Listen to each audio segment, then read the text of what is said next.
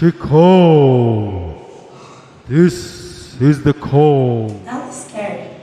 Today is episode number 2, and we are talking about the call.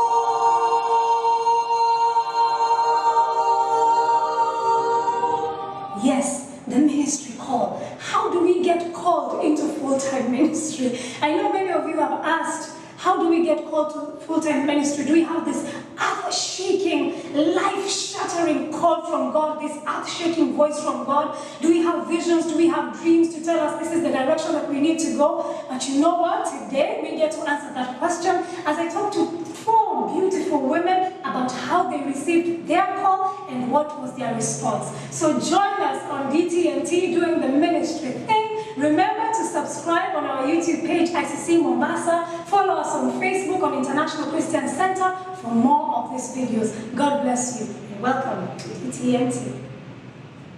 Hi everyone and welcome to today's episode of DTMT, doing this ministry thing. I'm so excited that each and every one of you can join us from home or from the office or from the church. I don't know why Sheila is smiling so broadly. I don't know why Sheila is smiling so broadly, but I'm excited. I'm here with the beautiful Joanne, Sheila Koronge, and Penny Nangombo. And I'm so excited about what we're going to talk about, because today we're going to talk about the call. Not like the not like the telephone call, but the call to ministry. Now, I'm asking this question because when you speak to various people in ministry, you hear all manner of stories. You'll hear about people saying they had visions, other people had dreams, other people, they were called out by a leader in church or by a pastor or by a bishop. Other people did a personality test or did a spiritual gift assessment test and then realized, oh, I'm gifted in this way, then that means I should join this ministry. And so for me, I'm interested to know, how did you guys get the call? And what was your reaction? What was your reaction in getting that call? And finally, what were you doing at the time of getting the call?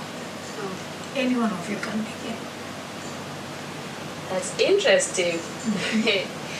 It has been a long journey. Okay. Back in 2007, I gave my life to Christ in 2006. And then in 2007, I was in class 8. That older. Yeah, so in class 8, we used to have midweek fellowships. Like after Sunday, then Wednesday we used to meet in the villages. So our village used to meet. Chabunge. Yes, so we used to meet on Wednesday. And because our church was quite new at that time, so we used to have speakers coming to minister, and it was basically prayer. It was a prayer service. So this one Wednesday, the speaker didn't turn up. And you know, we are full of intercessors in the house. So we prayed. I knew that my call was intercessory. That is what I used to serve in church. And I used to enjoy it. So we are here, and one of the ladies, actually, I don't know why we were so many ladies. Ladies are intercessors, right? Yes, women pray. Yes, women pray. Pray. Oh, we pray. So a high percentage were women. So we decided, let's pray. You know, the speaker has not come. I don't know if we didn't have the phone number of the speaker or something. And remember, I was in class 8. I had just finished my KCP. And so we are praying. We decided to pray for the Lord to give us a speaker. We can't just live like that even after praying. So we prayed, like serious praying. I wish we had prayed and just disappeared, but then the Lord didn't want it that way. So as we were praying, so the Lord spoke. So the Lord spoke through a one of the intercessors that I'm the one to share. This is my servant who will anoint her to share the word. Wow. And so this lady walks up to me. I'm seriously praying. I love praying. If you know me, Yes, never you met, do. you Oh, know? yes, you do. Yes, and so she comes praying, thank you Lord for your servant, other leaders doing, and then they pray. And at that point, I have never preached, like I have never stood to share any testimony, you know. And so I'm down there, I'm wondering, so what do I say? And then I remember. So she's praying loudly. Yes. Meaning you can't say no after that prayer. Yes. Okay. And other leaders have come Yes. to pray for Yeah. her. And people praising the Lord, like he has answered Come like, on. prayer instantly. Miracle rest there. Yes, so the Lord laid a message in my heart. Like it's a sermon or like a study I had been doing that week and praying.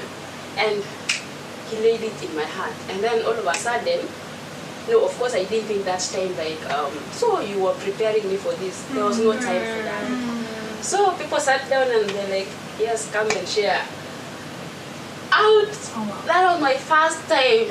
So I took the Bible. I remember I was actually sharing about Jacob battling with God, the angel, for his blessing. No, he was battling, and then at the end, he said, "I'm not leaving you until you bless me." Yeah. Then he was blessed. So I shared like that, and then now it looked like the speaker wasn't coming. Now see, we have already found a speaker, Yes. pastor. Yes. Not waiting anymore. I went to I told the Lord, this is not what I want to do, you know. So I thought this is not what I want to do. It's so comfortable to to pray, especially alone in your room, and you feel you've been answered, and yes, I am with the Lord. There's a point to pray until you're feeling yes. Okay. This is Yeah, it. that is what I Right. went. So I went back. I went home after the service and then praying, and I told the Lord, you know what? No, I'm not going to share. You know, in the village where you know people, that woman, that man, you know their characters, they know you, and then I'm not comfortable. So I told the Lord, no, I'm not going back. I had trusted the Lord. I was trusting the Lord to go to high school. Of my choice, Tarega Center. And the Lord answered. So I was telling him, so at that point I was telling the Lord, I'm not going back to the fellowship. But if you take me to Tarega Center, I'm going to serve you from there, wherever. So I didn't attend again. I had remained with like 3 weeks to join high school. Then after that I joined. And I was very excited, finally. I can be on my own, pray, listen to the word, be ministered to, and move on with life. Attend the CU faithfully, usher faithfully, those back. Every ministry is important, but I wanted to sit. Those roles Yeah, were not really. you need help in arranging something, Yeah. I'm there, I'm a good Christian. So I want to As if the people who preach are not good Christians. Yeah. Continue. Thank you very much. All people who sing Yeah. are not good Christians. Okay. So I went to Form 1 and that's it. I attended you faithfully. All the prayers, intercessory ministry, of course, was my area. And so I continued, and then the Lord kept on speaking to me. Remember the vow. Yeah, you had made a vow. Thinking, what vow? Well, you have everything you wanted now. Yeah, so I remember I was in the prayer area. We used to pray behind a certain dormitory. And I used to pray during break time. I ran behind there, then come to class. I never used to take even the 10 o'clock tea. Lunch break, I ran. Like prayer was just my food. It's still my it's still my food. Yes. So and then he speaks to me. I'm just kneeling down there, and he's not letting me go. I think I'm the battling person, and I started sharing with about Jacob. Yes. So I'm here battling with God, and he's not letting me go. So I told the Lord, you know what? I'm going to do what you want me to do. Just give me an opportunity. Now I'm telling him, I'm not this outgoing personality.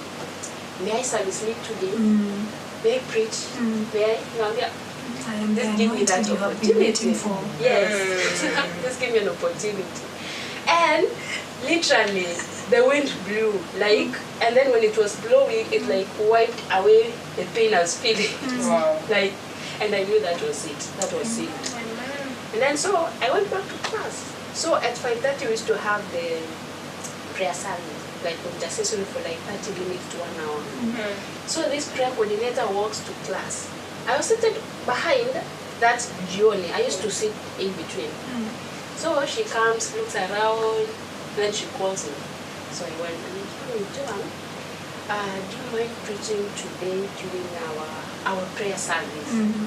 So I thought to myself, I can't say no, I'm from Asking for telling the Lord opportunities. yes. So Yes. I said, yeah, I won't mind, I will. So I prepared. And then apparently, and I blessed the Lord. You see, the way you study the word and pray, or you dream even preaching a certain sermon, and then I used to write a lot. I used to write a lot. And then at that point, it was the Lord laid a certain sermon I had prepared. And I said, so I had this sermon, so I was ready. So I went. So honestly, I was preaching and I'm like, I was shaking literally, like literally. So I finished and then I'm like, God, I have done it. You have seen. Because nobody had oriented me. I didn't know that was the path I was going to take for the rest of my life. So I'm like, this is what we were battling with God. So I'm done with the ministry. I have done what I had told you I was going to do. And I went back. So it just became what? Something I did one after another. Then in Form 3, I'm like, no, this is not what I came to do. I already did what we had agreed with God. So I say, also these youth leaders, they need to listen to God. And also they can't take advantage of me. Okay. You want to speak and you come Yes, looking madam. for me. So I said, I always believed in, you see the way I was, I knew this is what the Lord has told me to be my God, and then he later showed up. But now you come look for me and thinking, wait, I hear the Lord. Yes. Which of course that was also another way the Lord was doing. So for me, I stepped back. I said, this is too much. How do you keep on preaching a sermon after a sermon and no, I'm not a pastor, And I had my things to pursue. Yes. I never used to see like I can do full-time ministry. And so I decided Form 3, Form 4, I did very little. I used to do ministries, I told you previously, like ushering and hospitality. Yeah. Things I don't have to, I don't know. That is how I took. Yes, that's how I took it. Like I wouldn't spend a whole night or many hours preparing how to host. Yes, how to host a guest speaker, how to arrange it. Yes, and I was in the forefront, and of course having butterflies on all the time. So I finished and then went to campus. I went to campus not of my choice. I was praying to God. I'm one person who kept telling the Lord, I want your will to be done. I was just tired with my life there before. So I was telling the Lord, I just want your will to be done. And literally the Lord answers such prayers. So I wanted to go and do like food nutrition in JQuat. I wanted something to do with chemicals. And I couldn't solve the Lord. Why am I here? And then again, took me to the line of ministry. And so actually, to cut a long story short, that has been my life. But now I've been, so this is what you want me to do in campus. Yes, after campus, free at last, Yes. And then I go now, Almost do my free own at last. businesses, do my, pursue my things, make money, I'm making money in the ministry. Amen. Yes, like do this business here and there, my passion. And so after campus, I thought I was free. So I didn't even want to attend a church in Nairobi, the one I would attend, where I'm known. Okay. Because our Bomet church had a branch here and they knew me. And they knew I don't know, there's a way the Lord keeps on supporting me, So they already knew me. So I went to another church where I could sit behind. Yeah. But now I'm intercessor, so we continue. And then I don't know for how long I attended that church. And then the pastor, the Holy Spirit spoke through the pastor and kept saying, I know you're a friend from your church. This is is what the Lord is saying. Go back to your church. He will speak to you from there. The first Sunday, consecutive, first, second, and then the third one. Then I told the Lord, I will go back. So I went back to the church I was, and the Lord spoke for me to come to Mombasa. He spoke for me to come to Mombasa, and I came to Mombasa. Come to work in an oil company. I'm so excited, you know. And then I think I need to say the rest is history. Honestly. It found you here. Yes, I think I need to say the rest is history. So actually it's just recently when now I accepted that it seems this is the journey. Honestly. I still kept on saying there's an expiry date. Yes. I'll do this immediately I'm done. After some time now. Yes, but now I actually came to just accept and like this is the pattern. And I am so happy I'm here. Interesting story. So a vow. You made a vow, and that is the direction that the Lord has been taking you. I have not regretted. Penina? Clearly. I can't regret it. Yeah, so that is how when you say I'm excited, that's the look we are expecting. Nice one. Yeah, I'm saying that to say that I serve in a ministry where expression is key. Ministry of worship through music. And one of the people I look up to used to say that before you sing a song, inform your face. Wow. Oh wow. That's fresh. So just tell your face, My hey, face. we are going to say we are excited. And so now Oh, I like that. we come outside and we are about to say. So how did I receive the call? I feel like I will hear my phone beeping. That's a very, How did you receive the call? that's a very, I don't know what question for me, because I've been raised by a minister. Yeah, and I have always been in ministry in my mind. Always been in ministry. Tangu iwe, since it was not by choice, but because this is the house, and this house is also the ministry. And I lived in here until I was old enough to hear, and now make a deliberate choice to heed the call. I was called out by my pastor one afternoon. I was playing basketball. I was playing basketball by myself. Oh, wow. I enjoy my own company. Oh yes, you do. So I was playing basketball, shooting hoops by myself and just practicing. And the pastor's office window, if he opened the curtain, we look down on the court. And so at that time there were no cell phones. Wow. So like Joanne, I cannot say, unlike Joanne, I cannot say that I didn't have a phone. None of us did. Right? So he asked the secretary to call me, or rather to tell me that there is a meeting in his office at 5:30 on Wednesday. And I thought, oh my good Lord, what now have I done? Because I know I have not spoken to anyone. So there are a few of my peers at the time who apparently also had been told that they were to meet in Pastor Coman's office on Wednesday at 5:30. Now Pastor Coman is a man of God. Very, very hilarious if you get to know him, but very no nonsense. So if you are a teenager and you have been summoned to the pastor's office, you are thinking, I am going to be told all of my sins and probably even get up. Weeping. And my peers were all of us are not very spiritual people. We should just say that.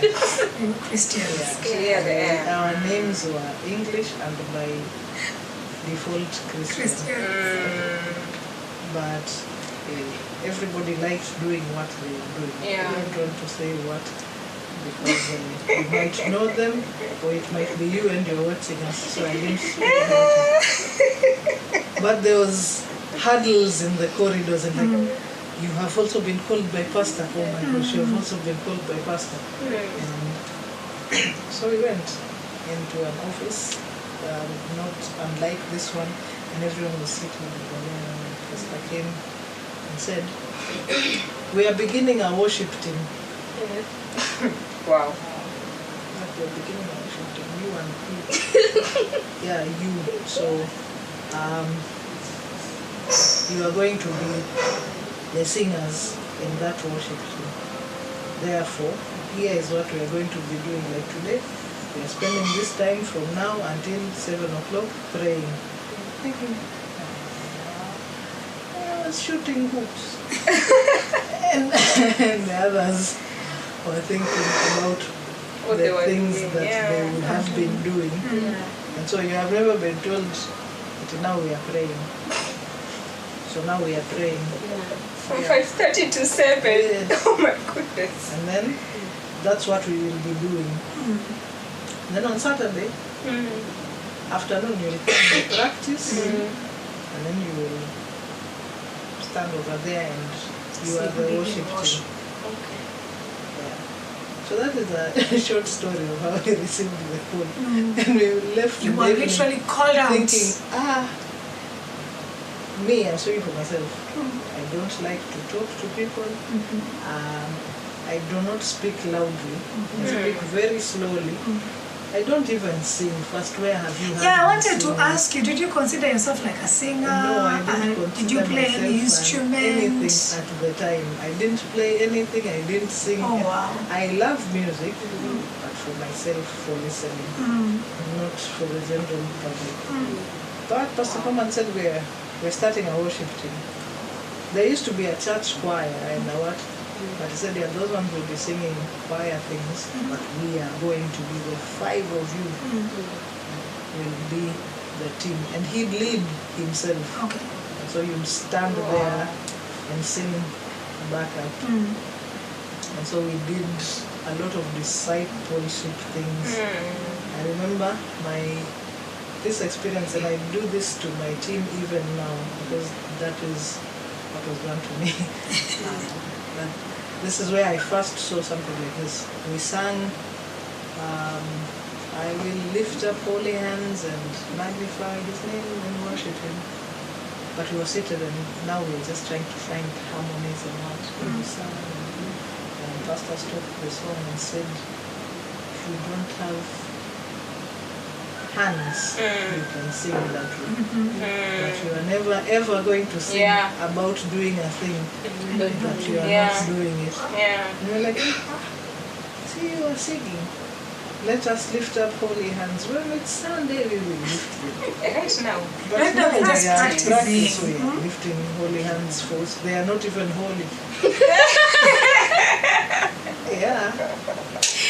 But Oh my. Hey. no, holy hands. At the time, you have known, now I am a Christian for many Just like days. this Yeah. holiness. Yeah. Back then it was fear. Exactly. So I'm holy. I'm lifting up holy hands.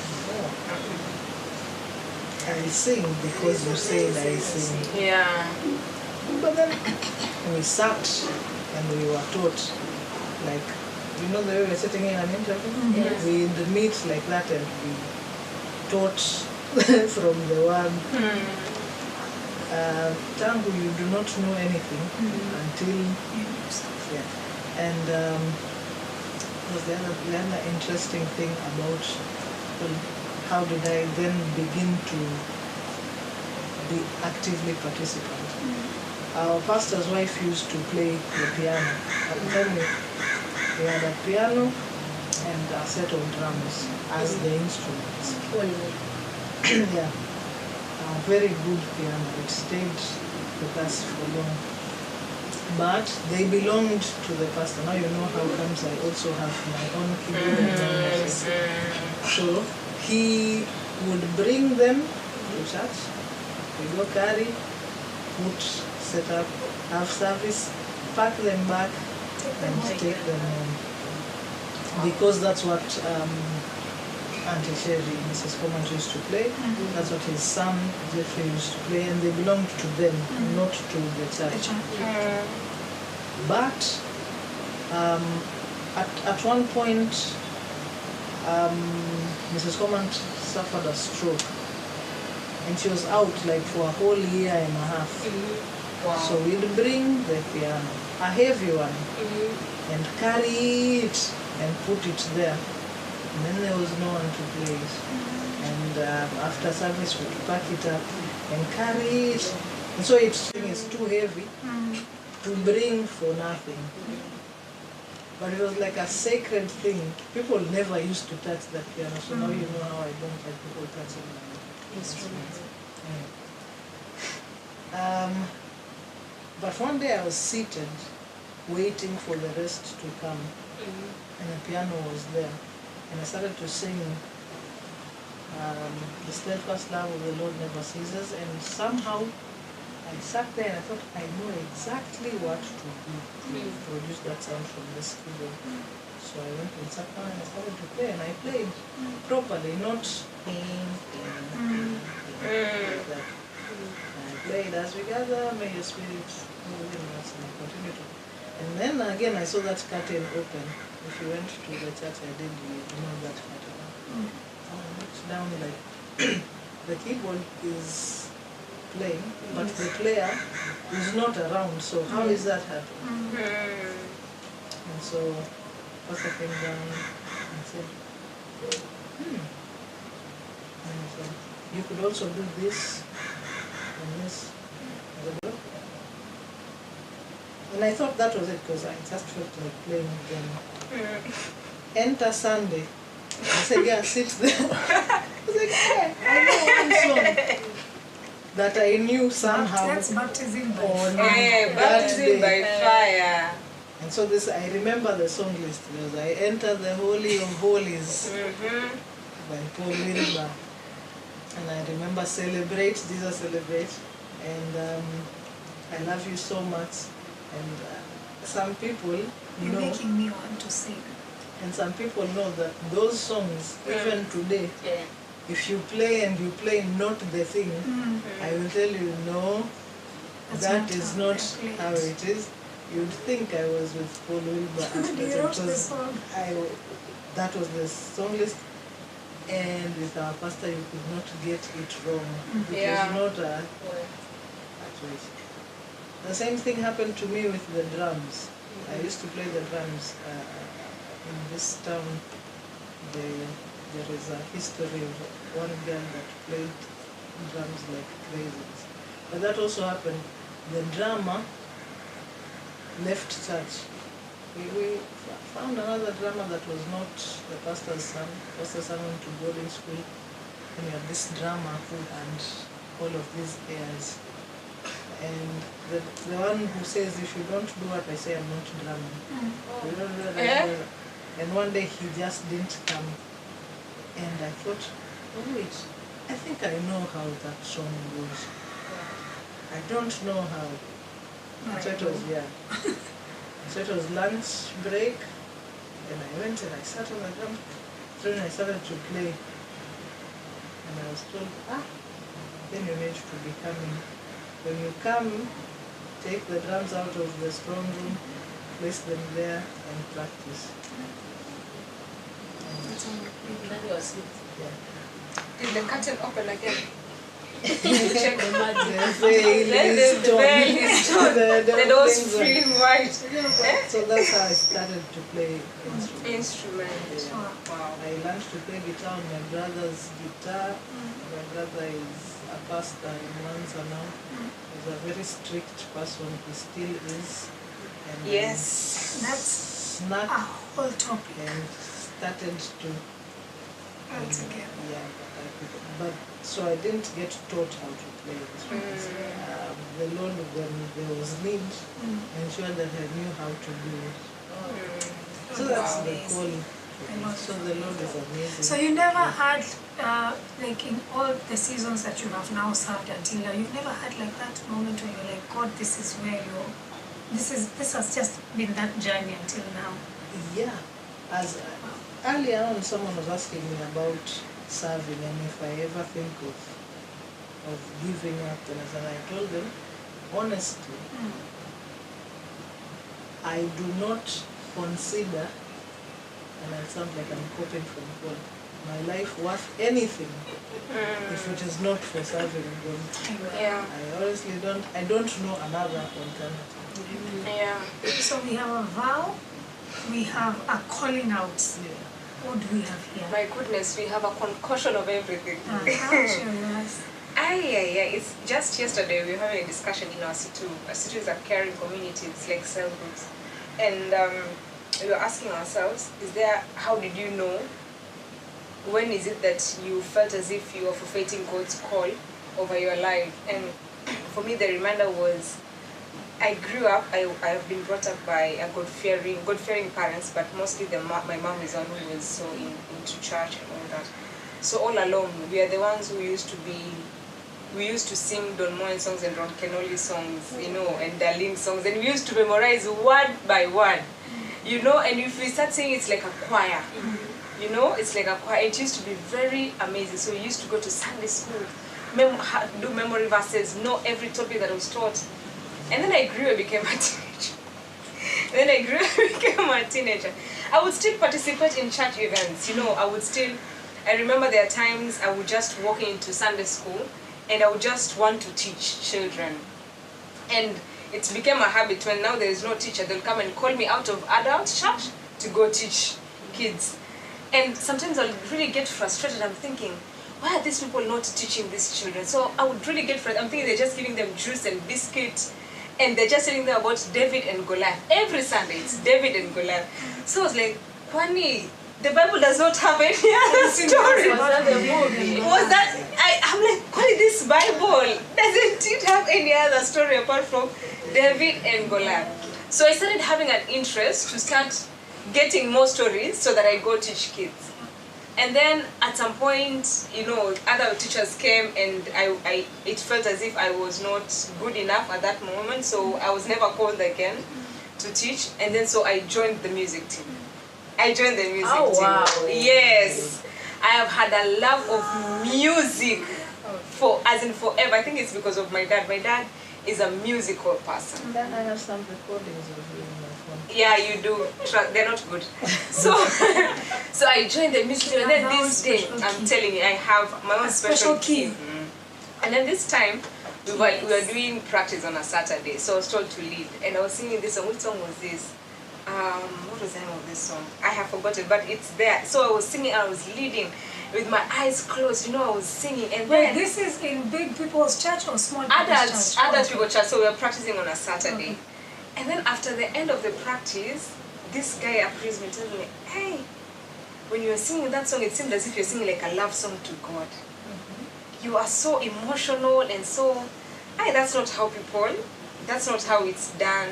You can't be that emotional when you're singing. It's like a love song. It felt so awkward. So I'm telling you, that was my last time in the music team. So I never came back. I was looking at them from a distance. And then after that, I went to drama. So I'm telling you, I was hip-hopping in every minute. So I was in drama. I was even doing scripts for people to act in church. So people used to do script, people would act. Then after that, they hired someone to do production. So I left them also. I went to dancing. So we were dancing, oh my goodness. And we would dance until at some point I felt like, I think I'm too grown up. All these are children, I am too grown up. So I have done it, let me take a back seat.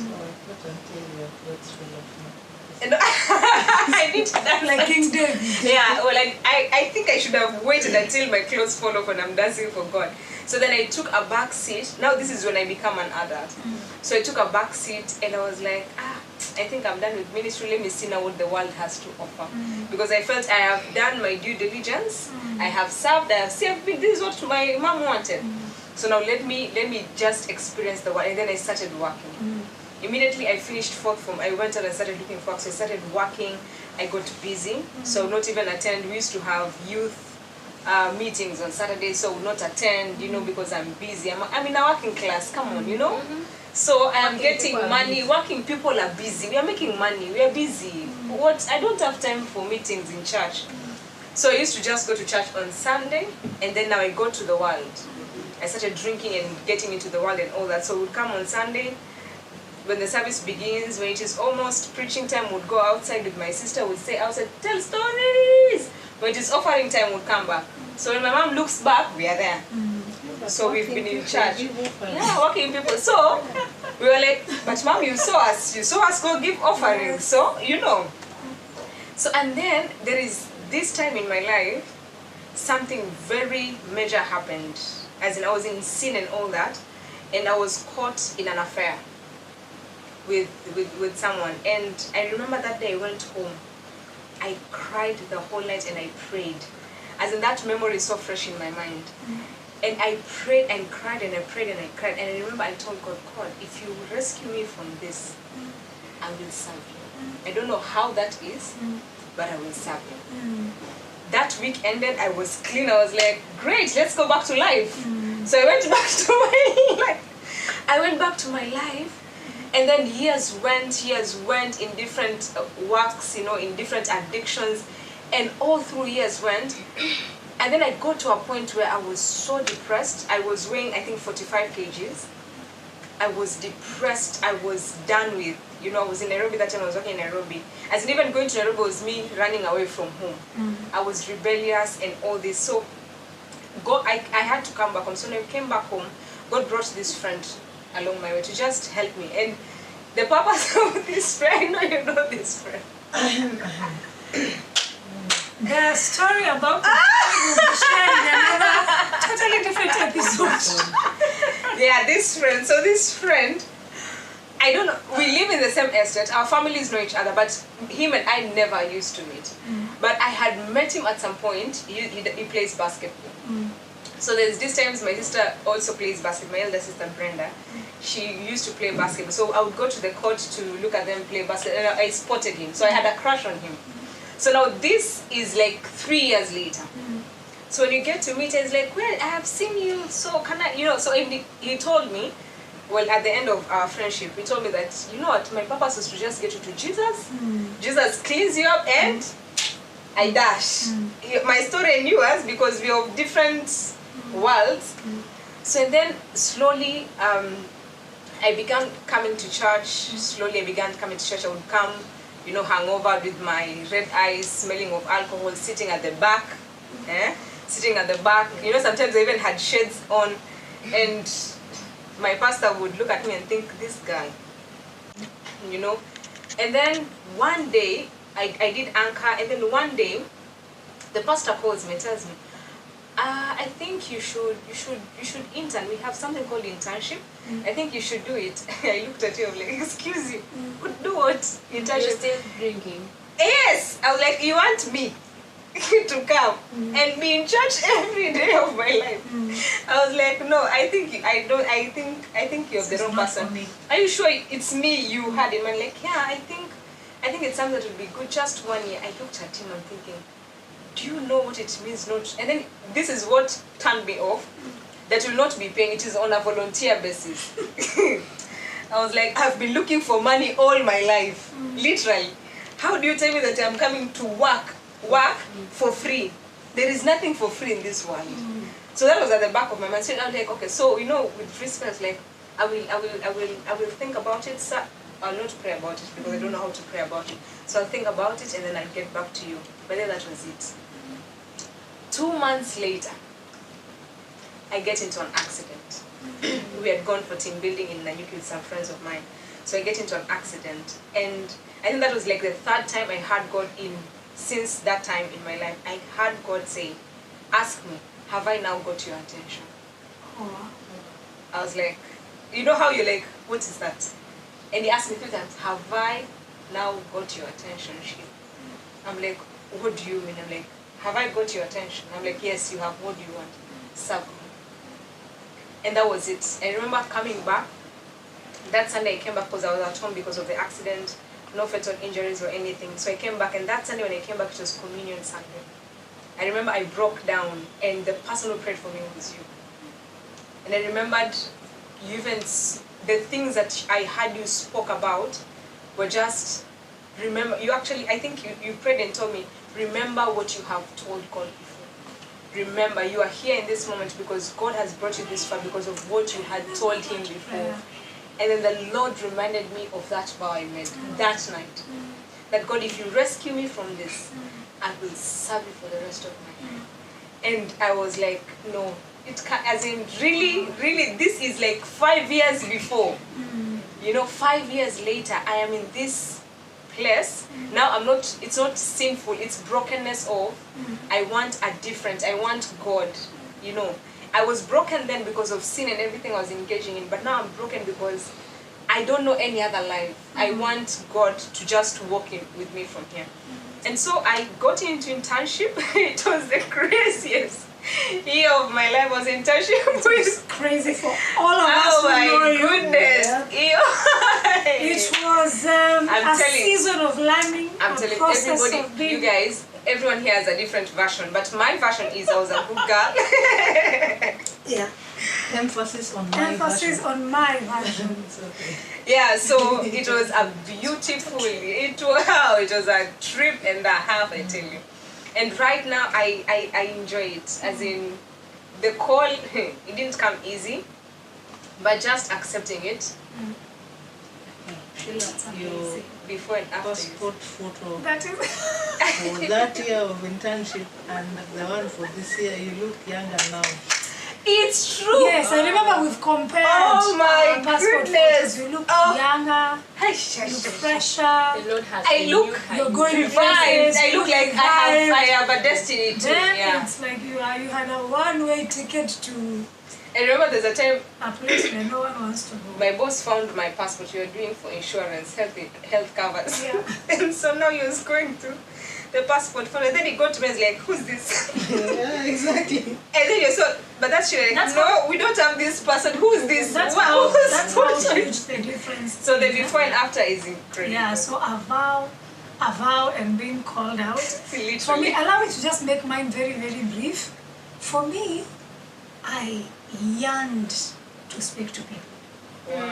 As in, I remember I would be in a church service and the pastor is preaching and I'm wondering, why can't I be asked to do this? Why can't they call me in front and I speak and impart wisdom and Come on, knowledge yes. of the things I have read from the Word of God? Can I be just honest and say there are many times I went to very many forums where preaching was happening or church services and I was so jealous and envious of the person preaching. I longed to. I think it's something the Lord had already put inside of me, and it just wanted to come out. It just wanted to come out. So I remember this year I was at Word of Life. I was counseling teenagers. It was during the season for young adults. The last one, it's called College and Career. And so, as in, I was looking at the people who had the opportunity to speak to these people going to college and who are starting their careers, and I'm like, oh wow, I may have so much wisdom I can impart on these people, but no one is giving me an opportunity. So I remember after one of the sessions in the evening, I went and sat. There's a place at Word of Life where there's a pond. I remember sitting and telling the Lord, Lord, why? As in, first of all, I was repenting because of how I'm feeling. And telling the Lord, I'm so sorry because I'm jealous and envious. I am sorry, I am feeling like I know better than everyone. I am sorry because of, just the desire to want to, it's like the desire to want to outdo and outsmart. Someone would quote a Bible verse and I'm like, That's one. I can, as in, that's the explanation, yes, it makes sense, but if I explain it the way I think Deeper I've understood things. it won't be that, what it is that you're saying. So I remember repenting and then still asking the Lord, what do I do with this desire that's in my heart, this desire to want to preach, this desire to want to share, this desire to want to counsel young people and just show them a proper way, a proper direction in the things of God. And I remember praying and telling God, if you give me an opportunity, if you give me an opportunity, I will share my heart out. I will share my heart out. And then, of course, years later, I'm working in a corporate company, making money, just had a promotion. I'm excited about everything. And then, when you're just getting comfortable, your pay is good, you're finally in that place where your pay is good. But I was so restless. I had actually, I think, forgotten about that desire to preach and to teach. And to speak to young people and all. And so I've grown up in my career. I'm at a place where I love the company I was working for. It's a company I've always prayed and asked God here. I told God, if I ever work for this company and I have this money, I am set. You don't ever have to do anything for me. So come 2012, I'm working in the company I've always dreamed in.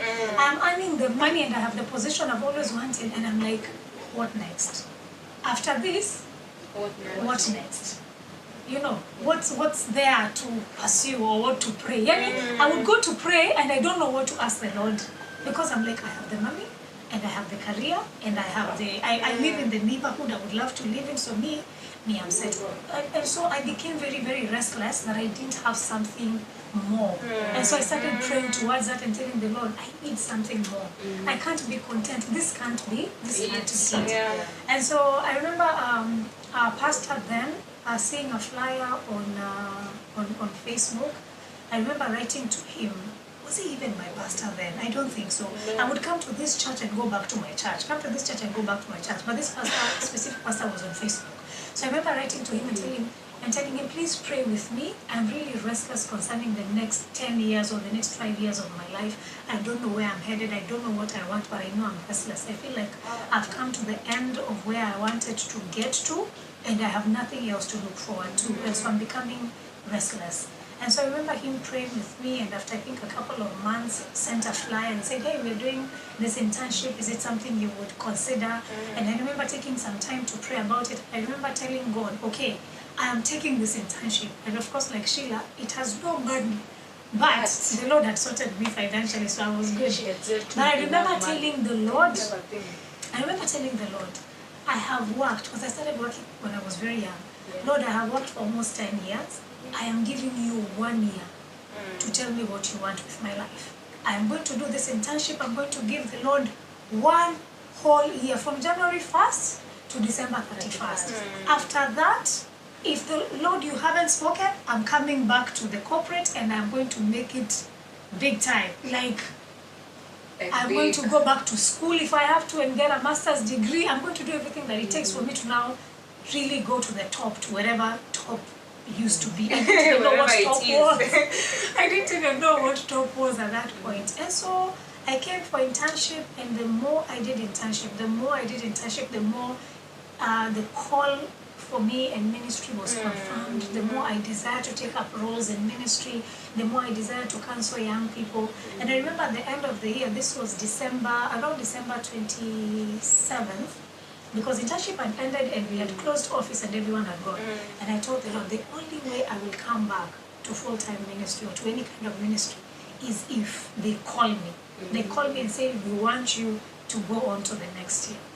And so for me, even being called would have been to the next year. And then after that next year, I go back to whatever it is that I was doing. Because I remember after the end of internship, I had plans. I was moving to Nairobi. There was this young man who had confused me completely. And I was moving cities and just starting a new life over there. And then I remember they called. I remember spending time praying and fasting from December around 20th to 27th and asking the Lord and saying the Lord, and telling to the Lord, if they call me, then I know this is the direction that you have for me. If they don't call me, then I've finished my year well, and I'll move. So they ended up calling at I think it was 30th or 31st. Yes. As in, they waited until the last day. Can you imagine? That time I'm already making plans until the last day and say, hey, we would like for you to come into a next year of ministry training and you see what it is that the Lord has for us. And 7 years later, Wow. 7 years later, here we are. I remember taking it a year at a time when I began, but now I don't want to be anywhere else apart from being here and serving God. It's one of the most fulfilling things I've ever done Yeah. in my life. It beats the promotions, it beats the money, The top. it beats the rewards. Whatever it is. You know, whatever the top was for me, I'm at the top. Wait. You know, for me, I'm at the top. You're going over the top. This is Yes, overboard. Yes, and beyond and above. And Above and beyond. It has been an amazing experience. It's been an amazing journey, and I bless the Lord. Amen. So for me, we have a vow, a calling out, and a desire, just a desire and longing with jealousy and envy to do. Turns it to his good. To do, and the Lord turned that around for His good, and we bless the Lord. Amen. Amen. Anyone else have anything briefly to add, if they want to add before we close the session? I was listening to us sharing and this thing, how human beings, Sheila and I, at some point you can't even remember you had made this vow. No. Then you are like, to our channel, you know, deliver me from this to our channel. And then I'm now okay. And then years later the Lord comes to remind you. But you told And that's what the Bible says, do not make vows that you know you cannot keep. Yeah. Do not make vows that you know you cannot keep. Yeah. And I'm glad I made that That's vow. what